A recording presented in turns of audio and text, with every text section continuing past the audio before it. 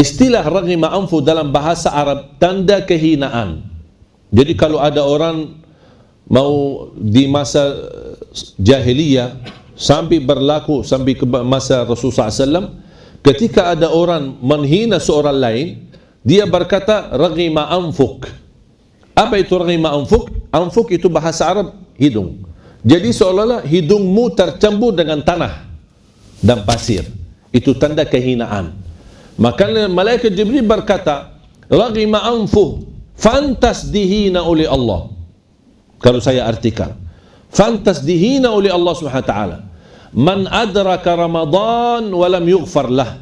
Fantas dihina oleh Allah yang bertemu Ramadan tapi tidak diampuni Allah. Nabi Muhammad berkata amin. Makanya fantas. Doa malaikat Jibril dihina oleh Allah yang bertemu Ramadan tapi tidak diampuni. Kalau tidak diampuni di bulan Ramadan, kira-kira kapan diampuni lagi? Ramadan bulan ampunan, rahmat, bebas dari neraka, tapi dia tidak dapat apa-apa sama sekali. Apa sebabnya? Karena dia orang yang lalai di bulan Ramadan.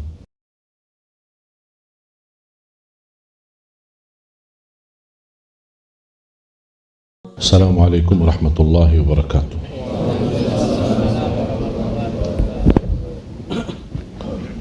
Alhamdulillahi rabbil alamin, wa ashhadu an la ilaha illallah wahdahu la syarika lah, waliyus salihin, wa ashhadu anna sayyidana wa nabiyyana Muhammadan abduhu wa rasuluh as-sadiqul amin.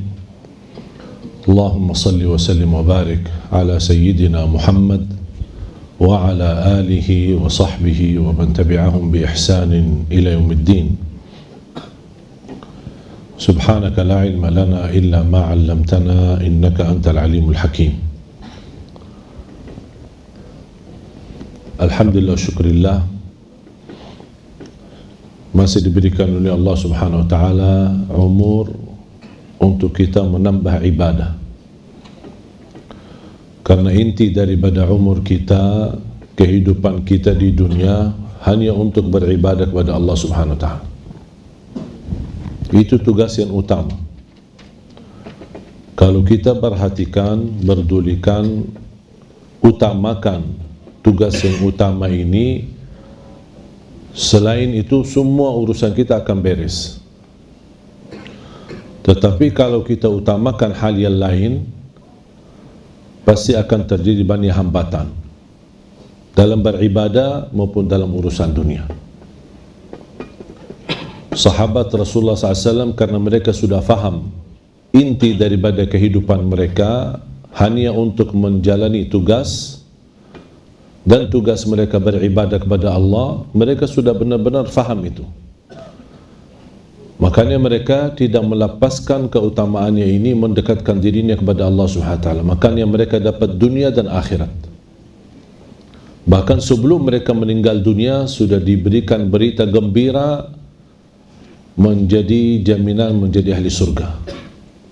Bahkan Allah turunkan ayat banyak di dalam Al-Quran, radhiyallahu anhum wa radu an. Allah telah ridha terhadap mereka. Dan ini berita gembira bagi mereka itu sebelum wafat, sebelum mereka meninggal dunia. Belum lagi berita gembira dari Rasulullah SAW ketika menyebutkan nama-nama orang-orang yang sudah dijamin menjadi ahli surga. Tetapi ketika mereka mendengar berita itu, mendapat jaminan masuk surga, tetap sikap mereka tidak berubah. Istilahnya bukan habis dapat jaminan masuk surga udah duduk manis. Tidak, justru mereka terus memperjuangkan, menjaga keikhlasannya, ketakwaannya, dan tidak ada seperti mereka belum memiliki jaminan masuk surga. Dan banyak kisah-kisah para sahabat, termasuk Sayyidina Abu Bakar radhiyallahu anhu, dia merasa dirinya masih banyak kekurangan. Itu yang disebutkan khalifah yang paling pertama, yang paling dekat sama Rasulullah SAW, yang disebutkan di dalam Al-Quran. Dan banyak bagaimana keridhaan Allah Subhanahu wa taala terhadap Sayyidina Abu Bakar radhiyallahu anhu. Sambil beliau berkata, ya laitani kuntu tayran la li wa la alai. Sekiranya kalau aku jadi seperti burung, hidup dan mati, tidak akan tanggung jawab dan tidak ada hisab. Kalau berkata itu Sayyidina Abu Bakar, kira-kira kita bilang apa? Umar bin Khattab radhiyallahu anhu ketika wafat, saat menghadapi sakratul maut, datang Abdullah bin Umar membawakan bantal di bawah kepalanya. Beliau berkata kepada anaknya, wahai anakku, ambillah bantal itu dan taruh kepalaku di atas tanah, mudah-mudahan Allah rahmatiku. Itu sikap mereka, itu ketakutan mereka, keikhlasan mereka. Imam Ahmad Hanbali ketika disuruh sama anaknya, habis melihat perjuangan bapaknya luar biasa, ulama menjadi ahli hadis dan ulama imam ahli sunnah, imam ni dari para ahli sunnah wal jamaah, Imam Ahmad Hanbali. Dan ketika anaknya menyuruh, istirahatlah ayahku, terlalu capek antara sibuk ibadah kemudian menulis hadis, menumbulkan hadis-hadis Rasulullah SAW. Apa kata beliau? Saya tidak akan bisa istirahat sampai dua telapak kaki saya masuk surga. Artinya kalau dua kaki, kalau masih satu langkah kakinya masuk surga, yang kedua belum masuk, saya belum bisa jamin dan saya belum bisa istirahat sampai dua-duanya, artinya sampai masuk surga Allah Subhanahu wa taala. Karena mereka sudah faham inti daripada hidup mereka di dunia. Subhanallah, tidak terasa sudah kita di ujung bulan Sya'ban. Begitu luar biasa waktunya berjalan cepat. Dan nanti di hari kiamat Allah tidak akan ditanya berapa usiamu, berapa bulan Ramadan anda jumpa, berapa bertemu Lailatul Qadar, berapa kali i'tikaf dalam usiamu. Allah SWT tidak akan bertanya berapa banyak ibadahmu atau berapa banyak atau usia-usia, tapi yang akan ditanya apa yang anda isi dalam usiamu, terutama yang muda. Lan tazula qadama 'abdin yaumal qiyamah hatta yus'ala an arba'. Tidak akan tergeser kaki seorang sebagaimana kata Rasulullah SAW di hari kiamat sampai Allah SWT memberikan 4 pertanyaan. An umurihi fima afnah, pertama umurnya apa yang kamu isi, 10 tahun, 50 tahun, 60 tahun, 70 tahun, sampai ada yang 100 tahun. Allah tidak peduli berapa panjang usiamu, tetapi isinya apa. Makanya ada sebagian para sahabat ketika ditanya berapa usiamu, dia berkata 10 tahun. Padahal terlihat sudah tua, karena mereka menganggap 10 tahun ketika mereka kedatangan Nabi Muhammad dan mereka menerima Islam, itulah umur yang sebenarnya. Yang sebelum itu di masa jahiliyah mereka menganggap sia-sia. Kita semua punya masa jahiliyah. Tidak maksud daripada masa jahiliyah harus kafir atau non muslim. Masa jahiliyah ni berapa kali kita tinggalkan salat, berapa kali kita durhaka sama orang tua, berapa kali masuk puasa tapi kita tidak puasa. Itu kan jahiliyah kita, kebodohan kita. Masih ikuti hawa nafsu dan syahwat, itu namanya jahiliyah. Ketika kita berhijrah, ketika kita bertaubat, Allah Subhanahu wa taala salah satu karunia-Nya menghapuskan semua masa lalu kita dengan segala isinya, dihapus oleh Allah Subhanahu wa taala. Termasuk di bulan Ramadan, makanya disebutkan bulan Ramadan bulan ampunan. Nanti saya akan jelaskan apa kaitan Ramadan sama ampunan. Kenapa Ramadan menjadi bulan ampunan? Diambil dari makna Ramadan. Jadi tidak akan tergeser kaki seorang sampai ditanya oleh Allah SWT 4 pertanyaan. Yang pertama, an umurihi fima afna, umurmu apa yang kamu isi. Wa an syababihi fima ablah, lebih-lebih didetail lagi usia mudamu, apa yang kamu lakukan.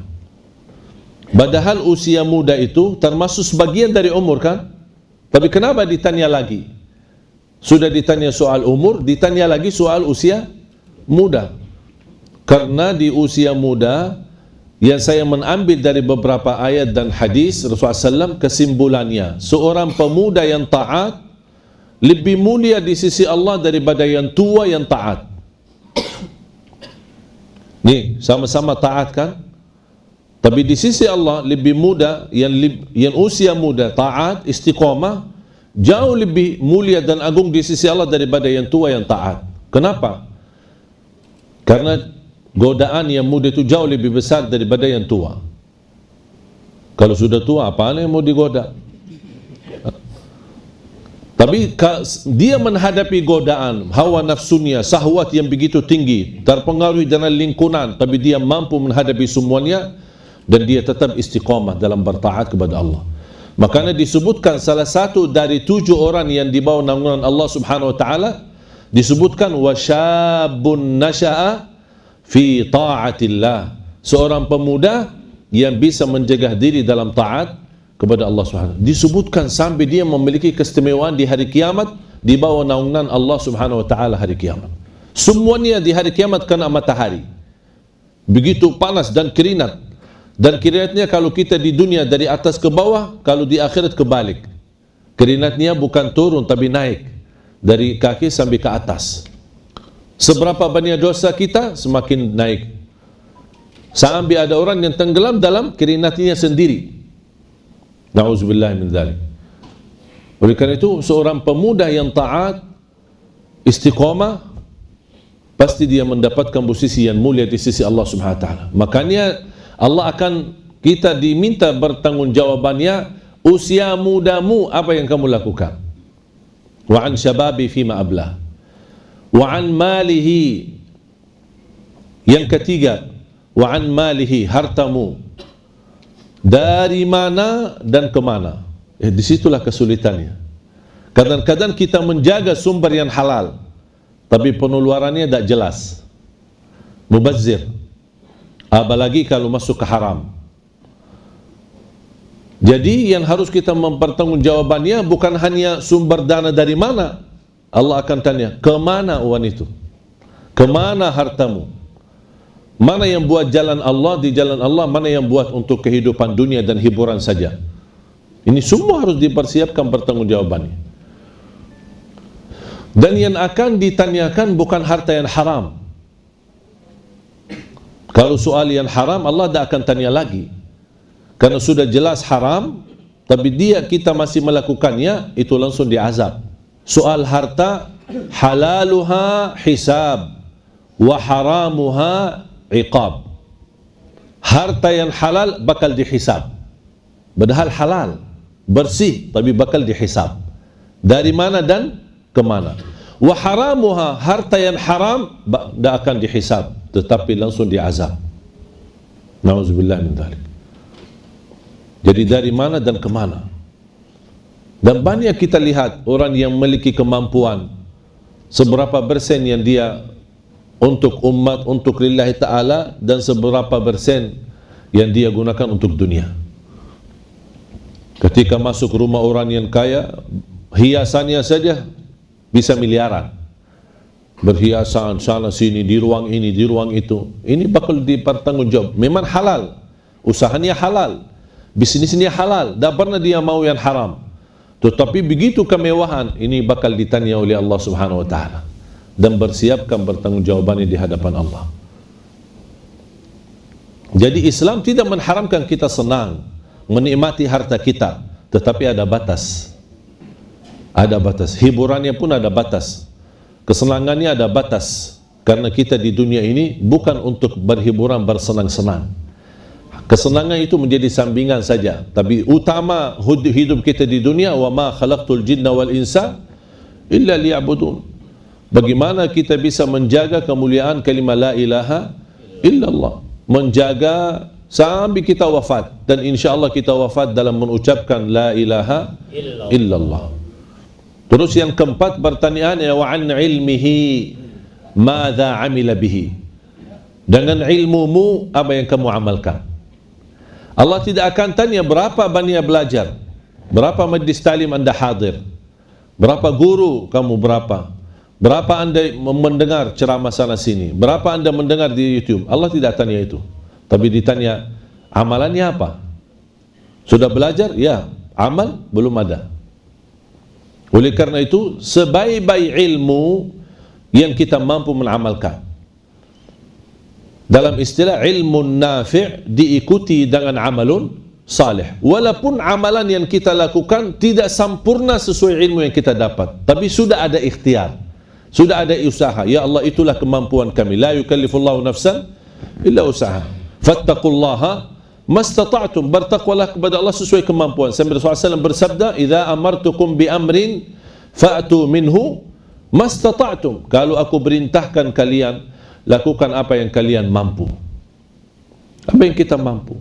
Rasulullah SAW sudah mencontohkan banyak dari sunnah-sunnahnya. Mana yang kita mampu jalankan, kita jalankan. Istilahnya, kalau tidak bisa semuanya, jangan tinggalkan semuanya. Mana yang kita bisa, kita lakukan. Ada niat, ada ikhtiar. Aku bisa ini, aku bisa misal jaga tahajud walaupun hanya 2 rakaat. Ada orang lain bisa 4 rakaat. Ada orang lain bisa sampai 10 rakaat. Itu kan beda-beda kemampuan. Asal jangan sampai satu malam lewat belum salat malam sama sekali. Paling tidak witir. Kalau tidak bisa tahajud, tidak bisa salat malam, paling tidak witir. 2 rakaat, salam, kemudian 1 rakaat. Anda sudah termasuk ahli witir. Dan itu wasiat Rasulullah SAW kepada Abu Hurairah, kepada Abu Dzar radhiyallahu an. Sambil Abu Hurairah berkata, "Ausani khalili wa an utira qabla an anam." Jaga witir sebelum tidur. Saya punya kebiasaan habis salat Isya, sunnah ba'diyah, kemudian 2 rakaat, baru kemudian 1 rakaat witir. Niat itu sudah kebiasaan. Pulang ke rumah beraktivitas, ada jadwal, ada mana-mana, pulang ke rumah sudah malam, tidur, istirahat. Kalau sempat tahajud, alhamdulillah. Tidak sempat tahajud, sudah alhamdulillah menjadi ahli witir karena sudah salat witir. Kalau sempat tahajud, sesudah tidur, sebelum azan subuh, boleh anda tahajud, tapi tidak boleh witir lagi karena sudah witir duluan. Jadi paling tidak kita jaga witir. Bahkan sebagian ulama tidak bisa menerima saksi pernikahannya seorang kalau dia tidak menjaga witir. Coba kalau setiap ada pernikahan ada 2 saksi, kita tanya, Pak sudah witir belum? Jalankan witir. Salat jamaahnya kadang-kadang orang. Saya pernah hadir di salah satu acara pernikahan di Madinah, dan yang memimpin acara seorang ulama, ya macam kantor KUA ya kalau di sana. Terus ada 2 saksi dari pihak keluarga. Ditanya, antum salat di masjid berjamaah tidak? Ya kadang-kadang, oh maaf saya tidak terima saksinya. Cari orang yang salat jamaah di masjid. Karena dianggap orang yang tidak menjaga salat berjamaah di masjid itu kurang amanah dan tidak sah jadi saksi. Coba kalau setiap ada orang pernikahan kita tanya, malu gitu. Pak gimana salat jamaah di mana masjidnya? Udah tahu ya. Jadi berat. Begitu luar biasa luas mempelajari agama. Makanya jemaah sekalian, jalani apa yang kita mampu. An ilmihi madza amila bihi. Termasuk bulan Sya'ban. Bagi ahlul Quran, mereka menjadikan bulan Sya'ban bulan khatam Al-Quran, bukan bulan Ramadan. Mulai dari Sya'ban mereka berbanyak khatam Al-Quran. Kenapa? Mempersiapkan diri sebelum masuk Ramadan. Begitu masuk Ramadan mereka lanjut khatamannya. Sampai Imam Syafi'i 60 kali khatam di bulan suci Ramadan. 60 kali berarti dalam 1 hari 2 kali. Coba kita tanya berapa kali kita khatam. Jalan-jalan seumur hidup 1 kali sudah bikin acara syukuran lagi. Bayangkan berapa kita hijrah. Ada istilah hijrah kepada Allah, ada hijrah kepada Al-Quran. Ada orang hijrah tinggalkan Al-Quran, atau hanya dia ingat Al-Quran pas Ramadan. Begitu habis Ramadan dia masukin dalam lemari lagi. Ya insyaAllah ketemu Ramadan yang akan datang ya. Astaghfirullahaladzim. Hubungan kita sama Allah seperti ini. Ada orang bertanya, kok zaman dulu orang banyak pemuda hafiz Quran, banyak yang semangat belajar Al-Quran, gimana kira-kira waktu dan keberkahan mereka yang dapat sampai bisa? Saya bilang sama aja seperti kita sekarang. Kita sekarang memegang HP, sama dulu mereka memegang Quran. Makanya mereka lebih banyak bisa hafal Quran, kita lebih banyak bisa hafal cat-cat yang ada di HP. Kita tidur bawa handphone, awal bangun tidur megang handphone. Masuk WC bawa HP, kemana-mana bawa HP. Kita bisa chat berjam-jam tidak pernah bosan, tidak ada merasa ngantuk. Tapi begitu mulai baca, baru a'udzubillah, sudah. Begitu berat. Tapi sama HP kita berjam-jam tidak masalah. Dan bahkan kita mampu pesan, menerima atau membalas semua pesan-pesan yang ada di HP kita. Padahal Al-Quran juga pesan-pesan dari Allah, apa yang kita jawab. Allah kirimkan pesan, itu dalam Al-Quran. Itu masjid dari Allah, apa yang kita jawab, apa yang kita gunakan. Jangan-jangan nanti datang hari kiamat, ya Allah saya belum dengar pesanmu ya Allah. Saya belum tahu apa SMS darimu ya Allah. Apa kiriman darimu ya Allah. Itu sudah 30 juz Al-Quran. Makanya kata ulama, barang siapa yang ingin kenal Allah subhanahu, ingin berbicara sama Allah, jaga salat. Barang siapa yang ingin mendengar Allah berbicara, bacalah Al-Quran. Allah bicara sama kita. Apalagi kalau setiap kita baca Al-Quran, kita sendiri merasakannya, itu pesan untuk saya. Ya ayyuhalladzina amanu, oh yang dimaksud saya. Perintah, oh Allah perintahkan saya. Ada larangan, Allah ingatkan saya. Kalau Allah bahas soal orang munafik, oh jangan-jangan yang dimaksud saya. Kita membaca Al-Quran seperti ini agar kita semua isi Al-Quran menjadi pelajaran buat kita. Dan ketika Rasulullah SAW salat, kenapa bisa salat panjang ya Rasulullah SAW? Karena Rasul bukan hanya sebatas membaca dalam salatnya, tetapi setiap ada ayat rahmah di dalamnya, Rasul berhenti sebentar dan memohon rahmah. Ketika ada ayat surga, Rasul berhenti dan memohon surga. Ini dalam salatnya. Ketika ayat neraka, Rasulullah SAW berhenti, na'udzubillah dari neraka, berlindung kepada Allah dari siksa neraka. Ayat ampunan, berhenti dan memohon ampunan. Makanya panjang salatnya Rasulullah SAW. Memang betul Rasulullah SAW salatnya 11, tidak pernah lebih, sebagaimana kata Siti Aisyah radhiyallahu anha. Tapi tanya bagaimana cara 11 ini Rasulullah SAW. Jangan yang diributkan jumlahnya, setiap tahun kita ribut tarawih 11 atau 23. Tapi yang ditanya caranya kita tidak dibahas. Padahal cara Rasulullah SAW salat sampai satu rakaat aja bisa mencapai 700 ayat. Makanya sampai bengkak kakinya. Dan insyaAllah saya yakin kalau kita menjalani sunnah Nabi SAW seperti ini, insyaAllah tidak ada yang salat di belakang kita. Siapa yang mampu tahan sampai 700 ayat? Oleh kerana itu jamaah sekalian, itulah kembali fattaqullaha mastata'tum, jalannya sesuai kemampuan kita. Fattaqullaha, bukan masalah jumlahnya tapi isinya. Salat yang tenang, salat yang khusyuk, bacaan imamnya yang enak, biar bagi jamaah yang awam yang belum banyak belajar Al-Quran, setiap malam mendengar bacaan yang bagus, fasih, pasti bakal belajar, pasti bakal bisa. Kalau selama 3 malam kita salat tarawih tidak dapat belajar Al-Quran, hanya suratul Fatihah, wallahi syukur nikmat. Anda kalau bisa membenarkan suratul Fatihah saja. Kenapa? Tidak sah salat kita kalau tidak baca Al-Fatihah dengan benar. Sebagaimana kata Imam Nawawi, ada 14 tasdid di dalam suratul Fatihah. Tertinggal satu, batal salatnya. Coba kita pernah belajar enggak? Pernah tanya sejauh mana bacaan Al-Fatihah saya benar atau tidak? Paling baca Al-Fatihah. Al-Imam Abu Abdurrahman As-Sulami, Abdullah bin Abdurrahman As-Sulami, seorang imam tabi'in di Ahlul Quran. Dia belajar Al-Quran sama Abdullah bin Mas'ud radhiyallahu anhu, sama sahabat Rasulullah Ali bin Abi Talib, sama sahabat Rasulullah Uthman bin Affan, sama sahabat Rasulullah Zaid bin Thabit, sama sahabat Rasulullah Uthman bin Affan. Jadi ada 5 sahabat Rasulullah, Abdullah bin Abbas. Beliau belajar Al-Quran sama mereka. Selesai dia belajar dan dia mendapatkan ijazah sanad silsilah ilmu, belajar sama guru-guru yang sahabat Rasulullah. Beliau habiskan usianya lebih dari 70 tahun hanya mengajar anak-anak Al-Fatihah. Ditanya, dia bilang, saya dapat hadiah besar kalau anak-anak ini bisa baca Al-Fatihah dengan benar. Itu sudah cukup bagi saya. Padahal juga belajar banyak, tapi dia mengajarkan suratul Fatihah. Saya pernah membaca salah satu wirid Imam Ibn Taymiyah lepas salat subuh sampai terbit matahari, hanya baca Al-Fatihah dari sambil berkali-kali. Karena sudah mereka meyakini bagaimana keberkahan dan kemuliaan yang ada di dalam suratul Fatihah. Ilmu, akidah, tauhid, tawakkal, isti'anah, semua ada di dalam suratul Fatihah.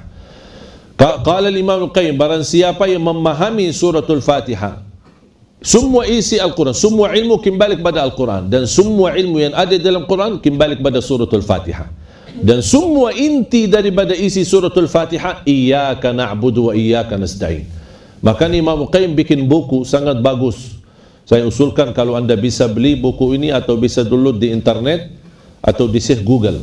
Tahu kan Syekh Google? Ya. Buka di Syekh Google ada. Apa nama bukunya? Madarijus Salikin fi Manazil Iyyaka Na'bud wa Iyyaka Nasta'in, karya Imam Ibnul Qayyim rahimahullah. Buku ini sangat bagus, mendalami, dan sudah ada bahasa Indonesianya. Mendalami suratul Fatihah dengan luar biasa. Kita bisa mendapatkan wawasan yang sangat luar biasa. Al-Fatihah kita baca 17 kali, masa kita tidak fahami isinya dan maknanya? Para jamaah sekalian dimuliakan Allah Subhanahu wa taala, kesempatan bagi kita. Mudah-mudahan kita bertemu Ramadan dalam keadaan sehat walafiat. Mudah-mudahan kita bisa menjadi orang-orang yang benar-benar bisa mendekatkan dirinya kepada Allah di bulan suci Ramadan. Ramadan kaitannya dengan ampunan. Kenapa selalu kita mendengar Ramadan kesempatan diampuni dosa kita, bahkan bebas dari neraka Jahannam? Karena diambil dari makna kalimat Ramadan tersendiri. Kalimat Ramadan sendiri itu memiliki makna kepada ampunan. Ramadan diambil dari makna ramda. Apa itu ramda? Padang pasir. Biasanya padang pasir, apalagi di musim panas, kalau kita ke padang pasir, jadi pulang ke Indonesia lagi, tambah putih atau tambah hitam? Hah? Hitam atau putih? Hitam. Kenapa? Kok bisa ke padang pasir tapi pulang hitam? Kenapa? Karena suasana, cuaca yang begitu panas, kering, matahari lagi, pasti akan pulang dari sana udah hitam. Makna daripada Ramdha dan Ramadan, kalau Ramdha adalah padang pasir, mampu membakar kulit kita. Ramadan mampu membakar dosa-dosa kita. Sudah faham makna? Jadi itulah makna kaitan. Kenapa ada kalimat Ramadan di situ? Karena Ramadan intinya membakar dosa kita. Sebagaimana padang pasir dalam bahasa Arab, Ramdha adalah mampu membakar kulit-kulit kita. Makanya Rasulullah SAW ketika naik mimbar, saya akhiri hadis ini, ketika Rasulullah SAW naik mimbar, datangnya malaikat Jibril. Qul amin, katakan amin. Rasul amin, mengucapkan amin. Naik lagi satu langkah, Qul amin, katakan amin. Rasulullah SAW menjawab amin. Naik tingkat yang ketiga, katakan amin. Kata Rasulullah SAW amin. Baru Rasulullah SAW bertanya, ya Jibril, apa ini? Kena amin, amin, amin sampai 3 kali. Ketika Rasulullah SAW berdiri di atas mimbarnya, sahabat pun bertanya, ya Rasulullah, apa yang dimaksud amin, amin, amin? Rasulullah SAW menjawab, atani Jibril, baru saja datangnya malaikat Jibril, dan dia berdoa dan minta sama saya untuk menaminkan doanya. Coba, yang doa malaikat Jibril, yang menamini doanya Nabi Muhammad. Kira-kira makbul enggak doa ini? Luar biasa. Dan doanya ini sangat sensitif. 3 isi doanya. Yang pertama, raghima anfuh. Istilah raghima anfu dalam bahasa Arab tanda kehinaan. Jadi kalau ada orang mau di masa jahiliyah sampai berlaku sampai ke masa Rasulullah SAW, ketika ada orang menghina seorang lain, dia berkata raghima anfuk. Apa itu raghima anfuk? Anfuk itu bahasa Arab hidung. Jadi seolah-olah hidungmu tercampur dengan tanah dan pasir. Itu tanda kehinaan. Maka malaikat Jibril berkata, raghima anfuh, fantas dihina oleh Allah. Kalau saya artikan, fantas dihina oleh Allah Subhanahu wa taala. Man adraka Ramadan walam yughfar lah. Fantas dihina oleh Allah, yang bertemu Ramadan tapi tidak diampuni Allah.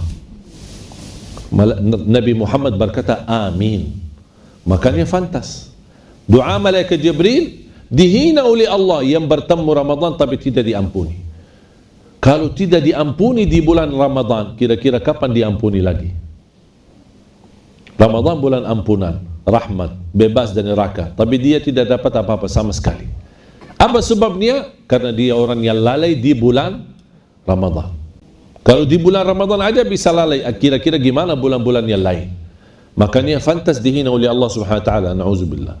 Yang kedua, doa malaikat Jibril. Raghima anfu man adraka abawaihi ahaduhuma aw kilahuma wa lam yudkhilah al-jannah. Di riwayat wa lam yughfar lah. Fantas dihina oleh Allah orang-orang yang mendapatkan bertemu orang tua, salah satunya atau dua-duanya, tetapi dia tidak diampuni Allah. Artinya apa? Dia punya kesempatan melalui orang tua berbakti baik akan diampuni dan dijamin masuk surga, tapi dia tidak memanfaatkan adanya orang tua. Malah justru dia menyakiti orang tua dan berdurhaka sama orang tua. Na'udzubillah min dzalik.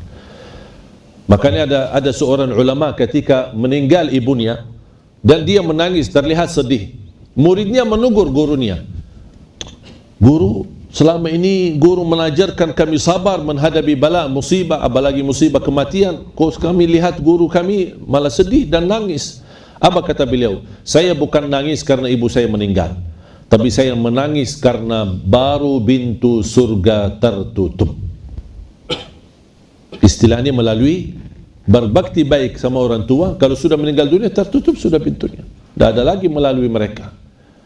Tapi alhamdulillah karunia dari Islam masih memberikan luang ketika ada orang tua kita yang sudah meninggal dan kita merasa banyak kekurangan belum bisa selama mereka hidup menjadi berbakti baik. Alhamdulillah di Islam masih memberikan luang untuk beramal salih untuk mereka. Contohnya adalah sedekah atas nama mereka, orang tua, atau berdoa, mendoakan orang tua di setiap waktu, setiap saat. Termasuk sedekah ketika Sa'id bin Ubadah radhiyallahu an datang kepada Rasul, ya Rasulullah, ibu saya meninggal, ibu saya wafat. Afa atasaddaqu anha? Apakah boleh saya bersedekah atas nama ibuku? Kata Rasulullah, fatasaddaq anha, bersedekahlah. Kemudian Sa'id bin Ubadah tanya lagi, ya Rasulullah, fa ayyus sadaqati afdal? Mana sedekah yang lebih baik, yang terbaik? Rasulullah SAW menjawab, saqyul ma, membagi air minum. Itu sedekah yang terbaik. Dan ini alhamdulillah salah satu kebiasaan kami di masa di Madinah. Pulang dari sekolah, apalagi musim Ramadan atau musim haji, kita suka pas sore hari bagi-bagi air buat orang buka puasa. Kita belajar dari kecil, luar biasa pahala membagi air. Jangankan kepada manusia, mungkin antum sudah dengar hadis wanita yang memberikan air minum kepada anjing, Allah ampuni dosanya. Kira-kira gimana kalau bagi air kepada manusia? Apalagi di kampung yang susah air bersih, kita buat sumur air untuk mereka yang bisa berguna, buat mereka bisa cuci pakaian, buat masak, buat mandi, buat wudu, buat banyak. Alhamdulillah karunia dari Allah, kami telah membangun lebih dari 200-an sumur air di Indonesia. Dan alhamdulillah sangat bermanfaat di kampung-kampung, di desa-desa yang kesulitan air bersih. Dan itu Rasulullah SAW bersabda, saqiyul ma, membagi air. Itu menjadi keberkahan yang luar biasa manfaat. Dan nawaitu, pahala itu untuk orang tua. Dan boleh anda setiap beramal salih, boleh diniatkan untuk orang tua. Atau bisa berdoa, ya Allah, aku mohon titipkan pahala amalan ini untuk orang tua saya. Termasuk misal anda baca Al-Quran, selesai baca Al-Quran, boleh anda berdoa, ya Allah mohon titipkan bacaan saya untuk orang tua. Itu yang saya mendengar fatwa dari Syekh Abdullah bin Mani, salah satu anggota fatwa di Majlis Ulama Arab Saudi. Beliau berkata, ketika ditanya apakah bermanfaat kita kirimkan amalan-amalan untuk orang yang sudah wafat, ya sebagaimana yang berlaku di Indonesia, misal baca Yasin, baca tahlil, baca niatnya, apapun isi amalannya, intinya untuk orang yang sudah wafat. Apakah itu boleh atau tidak? Beliau menyebutkan panjang lebar perbedaan pendapat dan masing-masing memiliki dasar. Kesimpulannya, kata beliau, supaya anda keluar dari perbedaan itu, anda selesai amalannya berdoa, ya Allah aku mohon titipkan pahala bacaanku amalan ini untuk orang tuaku. Dan soal doa untuk orang mayit tidak ada khilaf. Sudah disepakati boleh dan bermanfaat, dan kita selalu baca dalam salat jenazah kita, Allahumma ighfir lahu warham, Allahumma ighfir lil muslimina wal muslimat, yang kita kenal maupun yang tidak kenal. Allahumma ighfir lil muslimina wal muslimat wal mu'minina wal mu'min al ahya'i minhum wal amwat. Berarti soal doa kita bebas mendoakan orang yang hidup maupun yang sudah wafat, ada hubungan keluarga maupun tidak ada hubungan keluarga. Lebih bermanfaat sebagaimana Rasulullah SAW bersabda, awaladin salihin yad'u lahu, atau anak yang salih yang mendoakan. Rasul sebut kata doa, makanya muncul berbeza pendapat antara ulama. Oh, kalau doa sudah diizinkan oleh Rasul dari anak untuk orang tua, selain doa tidak boleh. Faham? Selain doa dah boleh. Itu yang membuat perbedaan pendapat. Ada yang berkata bid'ah, ada yang berkata boleh. Tapi ada, supaya keluar dari perbedaan itu, begitu anda mengamalkan, misal sedekah, ya Allah aku mohon titipkan sedekah ini, pahala sedekah ini untuk orang tua. Berarti anda tidak menitipkan sedekahnya, tapi anda berdoa memohon pahala sedekah ini untuk orang tua, supaya keluar dari perbedaan itu.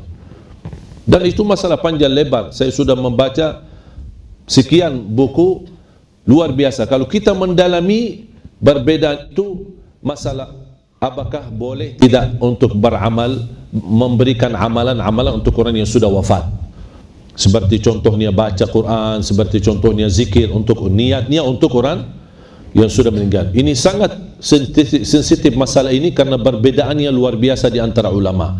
Tidak ada sepakatan tidak boleh sama sekali, dan tidak ada sepakatan boleh semuanya. Makanya keluar dari perbedaan itu, kita kembali kepada doa Nabi Muhammad SAW, bagaimana anak yang saleh yang mendoakan. Atau contoh hadis Sa'ad bin Ubadah, sedekah.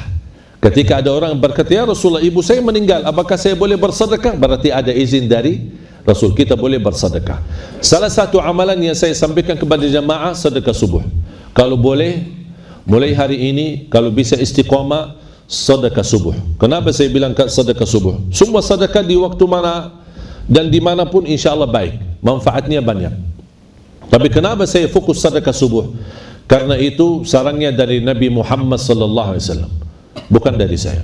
Rasulullah SAW sendiri mengingatkan kita, orang yang bersedekah di setiap subuh Allah turunkan malaikat, 2 malaikat. Satu mendoakan keberkahan yang berinfak di subuh hari, yang satu lagi mendoakan dijauhkan keberkahannya dari kalau yang tidak infak di subuh hari.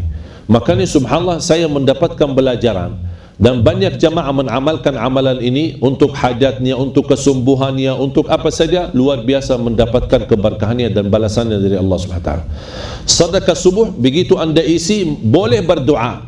Yang saya boleh sebutkan, sedekah disertai doa.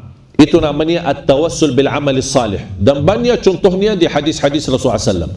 Misal contoh, kita salat malam, habis salat malam berdoa, tawassul kepada Allah, ya Allah dengan berkahnya salat malam, ya Allah seandainya diterima salat malamku, ya Allah berikan kemudahan. Ketika anda bersedekah subuh hari, ya Allah dengan berkah sedekah ini kabulkan hajatku. Ya Allah dengan berkah sedekah ini ibu saya sedang menderita sakit, sembuhkan penyakitnya. Ya Allah dengan berkah sedekah ini saya sedang melamar kerjaan, ya Allah jadikan ini kemudahan bagi saya. Ya Allah dengan berkah sedekah ini, ya Allah berikan kemudahan jodoh. Saya mencintai seorang dan saya jatuh cinta, saya ingin ya Allah menjudi atau melamar dia, ya Allah berikan kemudahan dan jalan yang baik. Ya, semua ketika bersedekah disertai doa.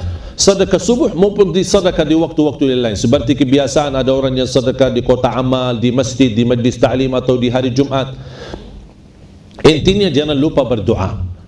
Tawassul kepada Allah dengan doa, namanya tawassul bil amalis salih. Tawassul dengan amal salih. Sebagaimana yang kita baca di hadis-hadis yang 3 orang masuk dalam gua yang tertutup, mereka berdoa kepada Allah dengan amalan mereka masing-masing sampai mereka diselamatkan oleh Allah Subhanahu wa ta'ala. Dan sedekah subuh tidak harus susah mencari anak yatim dan miskin. Mungkin kalau subuh hari susah menemukan anak yatim atau miskin, anda bikin, mulai hari ini bikin kotak amal, simpan di rumah atau kaling atau apa saja, simpan di rumah. Setiap anda habis subuh, sebelum beraktivitas, sebelum keluar rumah untuk bekerja, isi sedekahnya. Bismillah, kita sedekah. Ketika anda isi, disertai doa. Ya Allah, dengan berkah sedekah ini saya menghadapi hutang, berikan kemudahan untuk melunasi hutangku. Berkahi rezeki saya ya Allah, apapun hajatmu. Tapi ingat, ketika anda bersedekah, tolong disesuaikan. Jangan sedekahnya koin tapi doanya sampai terbit matahari. Tak malu sama Allah SWT. Kau panjang banget doanya. Beda sedekahnya ting cuman koin aja. Ya, tolong disesuaikan. Kalau usulan saya, ketika anda bersedekah cukup fokus satu hajat. Dan insya-Allah banyak yang sudah mengamalkan amalan ini. Subhanallah, termasuk ada satu keluarga sudah lama tidak punya keturunan. Alhamdulillah dengan istiqamah, istighfar, dengan berkah sedekah subuh diberikan kemudahan, alhamdulillah, keturunan. Mudah-mudahan insyaAllah apa yang sama-sama kita belajar bermanfaat. Mudah-mudahan menjadi ahlul Quran, para pencinta Al-Quran, diberikan kemudahan menjadi penghafal Al-Quran, berakhlak-akhlakul Quran di bulan suci Ramadan. Mudah-mudahan kita semua mendapatkan, diberikan keridhaan Allah Subhanahu wa taala dan dirubahkan nasib kita. Kalau tertulis nama kita dari menjadi ahli neraka, mudah-mudahan dengan adanya bulan Ramadan insyaallah berubah nasib kita menjadi ahli surga dan dibebaskan oleh Allah dari siksa neraka jahannam. Amin ya rabbal alamin. Rabbana atina fid dunya hasanah wa fil akhirati hasanah wa qina adzaban nar. Walhamdulillahi rabbil alamin. Subhanakallahumma bihamdika asyhadu an la ilaha illa anta astaghfiruka wa atubu ilaik. Wassalamualaikum warahmatullahi wabarakatuh.